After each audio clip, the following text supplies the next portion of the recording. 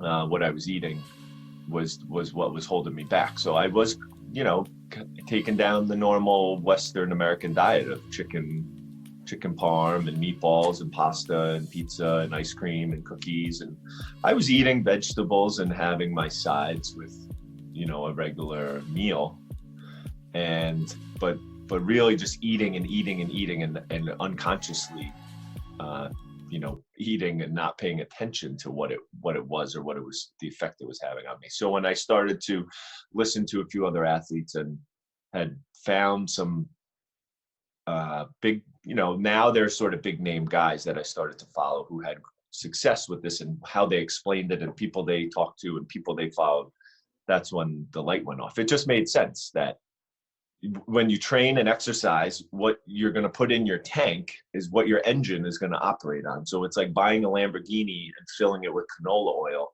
It's not going to go around the track as fast as it should. But if you put rocket fuel in a Lamborghini or in a rocket, it's going to burn, you know, the appropriate fuel source to get that engine to operate at its maximum capacity. So I was running a pretty decent engine and just filling it with crap. Right? All right. So let's just press pause and really get down into debunking some myths, right? Because sure, you know, this all sounds good. You're running, you know, this is definitely proof that obviously you can survive without, quote unquote, your protein. Now we have an image generally. When we think of protein, we think of a nice piece of chicken, a nice piece of fish, whatever. So right. That's what which it isn't. Protein isn't that. Yeah, there is some protein in there, but I think we'll agree that that thing isn't protein. So you take away the chicken and the fish and the beef, etc. Where are you going to get your protein from? What would you tell people who are considering this, but like me, I'm nervous. How much protein do I need? And where am I going to get it? Right. So the answer to that is there's protein in everything. Protein in plant-sourced foods, protein in meat products. We've just been conditioned to love this one word that people are obsessed with. And I was for 33 years. It's the only word I knew. When you said, oh, you work out, you exercise, you're an athlete, where do you get your protein, right? That's what everybody's concerned about. It's just the one word that we tie into health or fitness. And muscle, if you're, you know, muscle and building, right, you know, and building muscle, right? Yeah. So those two go hand in hand: animal products and protein. It's just Yeah. it's what we've been taught and told and learned, and we've learned our whole entire lives. So when I took a step back and realized, okay, why do I eat these foods? And it's for protein. But then why do we eat other foods? And it's for vitamins and minerals, nutrients, antioxidants, phytonutrients, all of these other things that come from plant-sourced foods like beans and nuts and seeds and legumes and whole grains and green leafy vegetables and fruit. There's more bang for your buck in all of those things combined than one piece of chicken or one piece of steak. Okay, let's talk specifics, right? Sure. Can you, Kevin, tell me what the equivalent, let's say a person who has, you know, a 3-ounce portion of chicken or beef or whatever, because that's what we've been told. Get the size of your palm, you know, about Right. 4 ounces, and, you know, we feel confident that we've covered all our bases: vegetables, protein, carbs. What might be the equivalent of that palm's worth of chicken or fish? Sure. So that portion off the top of my head, I'm going to say, you know, a hand-sized piece of chicken is probably 15 grams of protein, maybe somewhere, I would guess around there, right? Is probably half of your protein intake on a plate of food or for a meal. Okay. And then the equivalent of that would be about a cup to 2 cups of beans. 2 cups of beans, I think, is 20 grams, around 20 grams of protein. I know a can your normal grocery store can size 15 ounce of any type of bean, red bean, kidney bean, black bean, or chickpea. If you ate that whole can, which seems like a lot of food, but it's I really had one not. yesterday. It was fine. A full can. I could have had another. So that full can of beans is about 30 grams of protein. Ooh, okay. And with that protein comes fiber. So fiber is the most important thing we can eat for the human body.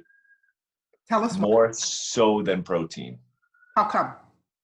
Because fiber helps digest food and cleans and scrubs the gut and gets down to the microbiome, our gut bacteria, which is this big buzzword today, right? The microbiome and probiotics and gut health and how it's linked to our brain and our mood and our energy. So the microbiome is really the epicenter of our human health. I love fiber, that. Let's just digest that a moment, because that is so poetic. So you're saying the microbiome is the epicenter of human health. Yes. And this, I'm not a doctor, I'm not a nutritionist, but I listen and read and follow a lot of really, really, really smart people who have all the fancy degrees and have researched and studied this, and I've read a lot myself. It all comes back to gut health for humans. And with those beans and with those fibrous whole grains and vegetables and fruit, you're getting protein, you're getting carbohydrates, complex carbohydrates, not white sugar, not bread, not Twinkies, not, whole grain, complex carbs with fiber, with vitamins, with minerals, with nutrients.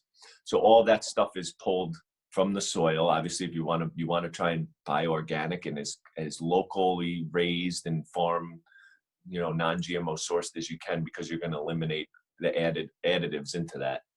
So that's, but hold on, because, and that's another debate of another kind.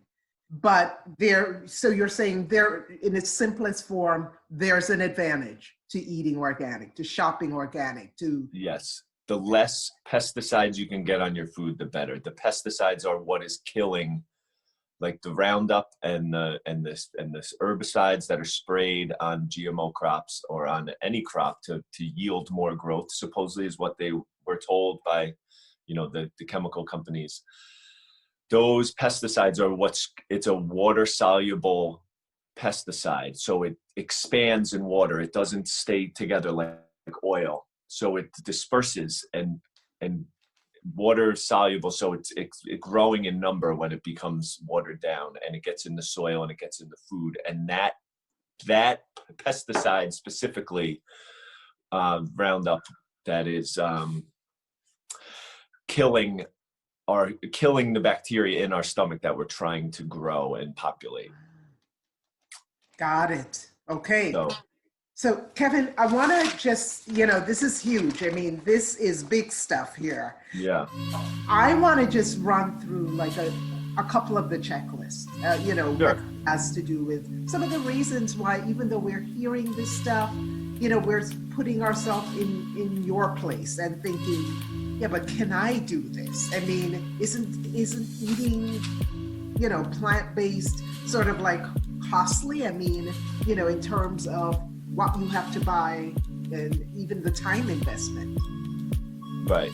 Sure. I get that question a lot, that healthy eating and healthy food comes with being wealthy or rich or expensive or, privileged, whatever it is.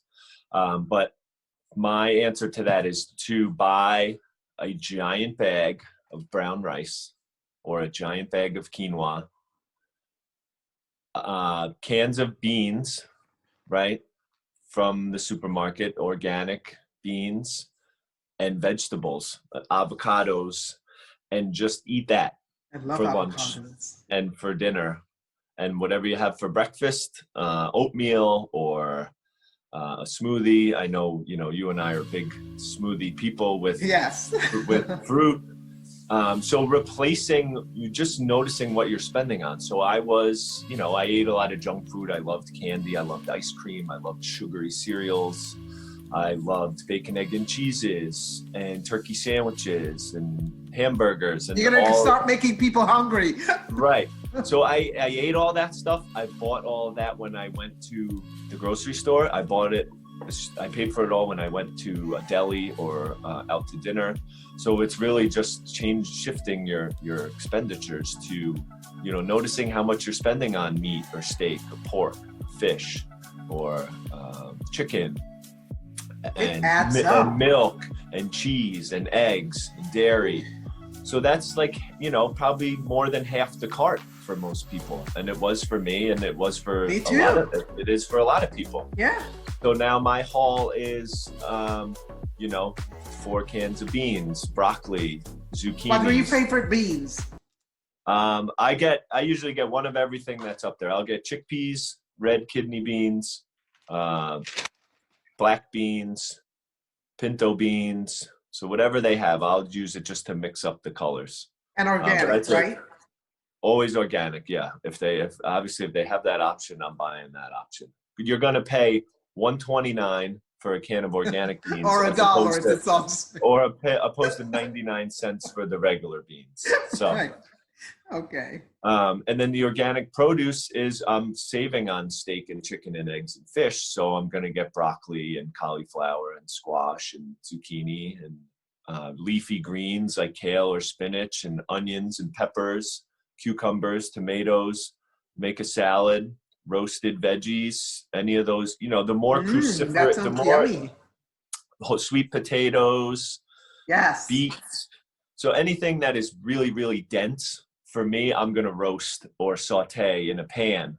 And then what will you roast? Tell us your roasters. My roaster, like a broccoli, a cauliflower, beets, onions, peppers, squash, zucchini, sweet potatoes, where, the lighter stuff would be more considered for a salad, right? Like tomatoes and cucumbers and leafy greens and maybe some scallions, and put in some pumpkin seeds or walnuts, some hemp hearts, add some chickpeas, and then just do apple cider vinegar and fresh squeezed lemon on your salad.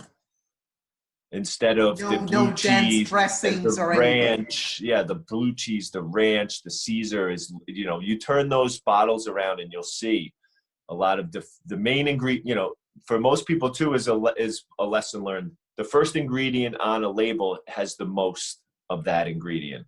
And as the ingredients go down the line, there's less and less and less and less. So you'll see oil, sugar, corn syrup, high fructose corn syrup, dextrose, maltodextrin. All of these things are sugars and oils and additives and cheeses and egg whites. And you'll rarely see, the flavors and the spices and the herbs that are creating these Italian dressings or these, these prepackaged dressings, which if you turn that over and look at the things that you can read and you can also buy in the supermarket, go buy them and make them yourself, right? Buy the olive oil and the lemon juice and then add the oregano, the basil, the salt, and the pepper. Yeah. Instead of getting make your own 30 other things that are coming, out of the convenience. So the whole expensive, not expensive, it's difficult. It's really just a choice. Okay. I mean, that sounds like a substantial cut in your grocery bill. I mean, leaving out the meats, the eggs, the whatever. Sure. I want to get down to brass tacks here. I mean, look, the long and short of it is when a person sits down to eat a plant-based meal, are they going to be happy? I mean, is this going to be an experience where you're missing stuff? You're missing this, because I mean, when it boils down to everything, people want to know taste, right. And so are people going to miss things? Yes. I'm not going to lie, probably yes. You're going to miss things as long as you choose to miss them, but you're going to miss things as long as it takes for your body to crave healthy